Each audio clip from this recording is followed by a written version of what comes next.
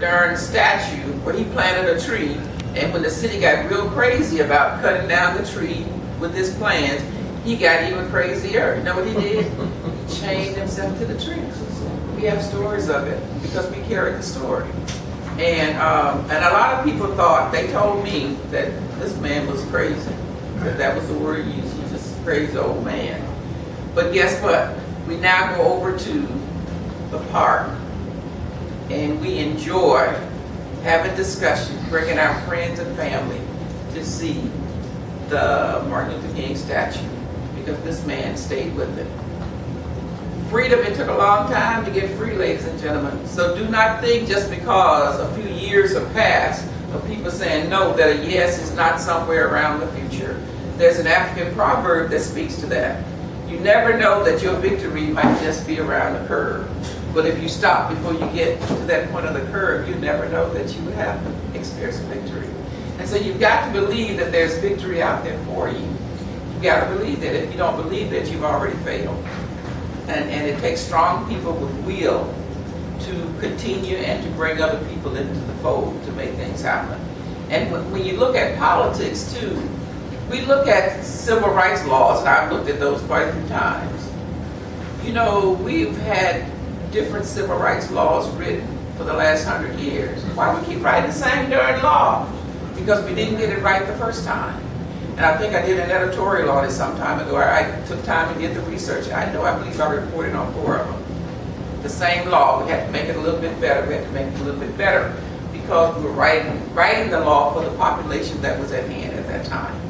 And so I want you to say a word or two so people can know who you are. Somebody told me the other day they had seen you on TV, but they had never seen you in person. This is he in person, you guys. This is Mr. Ovad Nakatel.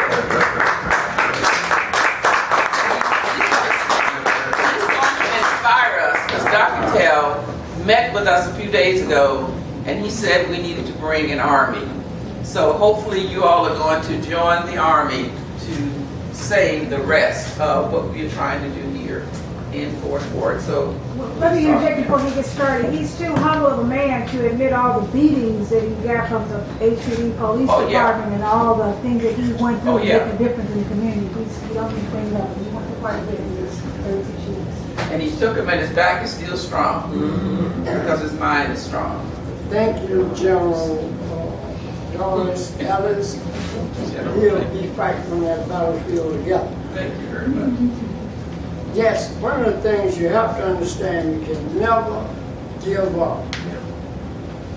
I don't know how to spell surrender. Someone came to me with that as an alternative. I wouldn't know what they're talking about. So this event you have going on today is very, very important. Let me say this. I started out here with Gladys House years ago, 20-some years ago. I imagine she had Camp Logan restaurant up Camp Logan. It's all about to sort of symbolize what was happening to this community. But even more than that, this man never deserted this community. Sorry, let's give him a hand for that. Wonderful.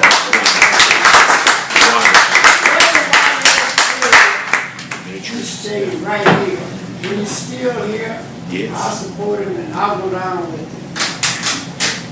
And all I say to you, ladies and gentlemen, we need to form a strong army, a strong group. I never understood people at City Hall being our boss. I thought they were our servants. But sometimes we let them get our place. They're supposed to be in the kitchen rather than in the living room, and they take over. But I'm telling you, we need to get the city of Houston to understand we don't want those bricks moved. And the ones that they've taken out, we want to put back. And if we do that, we take this position strong enough, let me tell you this, ladies and gentlemen, we can make it happen. I'm living proof that you just have to be patient. You can't win a war overnight. And I also like to tell you that a lot of people have to come in to mix to make things successful.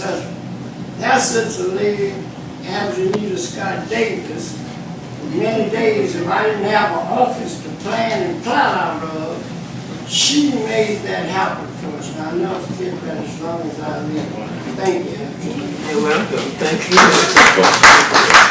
By the way, your name will be in that part forever, along with some other names I won't divulge just yet.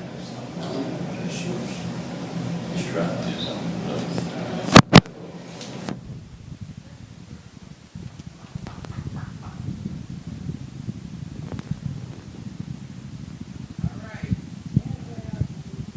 Of the building of this city. People whose names won't be recorded by the historians, but they've made a contribution. That's what Freedmen's Town is all about. The folks that came out of slavery, whose names may be lost to the past, but that their contribution to the cultural heritage of this city and the contribution of this city should always remain. And that's where I say that the bricks out there are ground zero for this fight for cultural and historic heritage preservation in the city of Houston. It's ground zero. Let's save the brick streets. Let's go on to save the other properties. Let's get really strategic about it. This is so vital and so important. And know that myself, Mitra, our family, continue to join you in that fight to do what we can on a national level to elevate this, to get the attention of the White House, to get the attention of Attorney General Eric Holder, to get the attention of all that we need in order to put the brakes. Because what is happening now is not unusual. They've come out of the dark and done things before. They violated orders. They violated laws before in their mad pursuit for this kind of rampant development. But this time we must stop it, and we must use it as a pivotal point to bring this whole community together. Thanks to all of you. Thanks to community members. I was put on the Houston Archaeological and Historical Commission not long after it was established.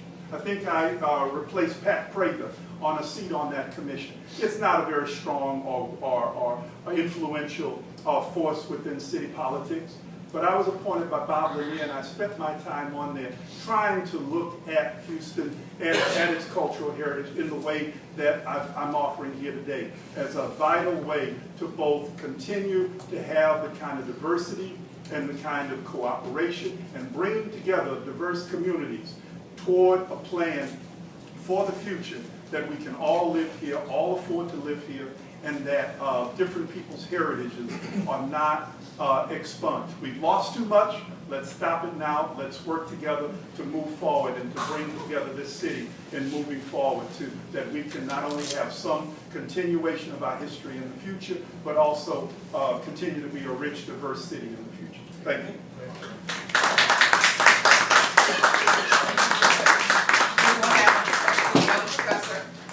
Anyone? Thank you. Here's a question. I have a question. A few days ago, I saw a big article in the Chronicle, and it was on the front page, wasn't it? The pictures of the bricks and everything. Has that article made any kind of an impression on the government? I'm going to yield to Catherine. Catherine, if On anyone our respond to that. government, or local government, or the state government, or any of that? Well, you know, she's up next, so let her Yes, address that. Thank you so much. Catherine, come forward, please. thank you, Dr. Okay, and I know we're losing a bit of time and we don't want to lose any more of our wonderful people that's come today. It's hard to follow a scholar. But Dr. Trotty told us about the significance. I hope that it really gave you a good picture of what's here. And all I can say is that when a child comes in here, he digs in the dirt, learns about archaeology, he goes in and sees the inventions, and he walks through here and he hears about men making these houses, with wood and everything.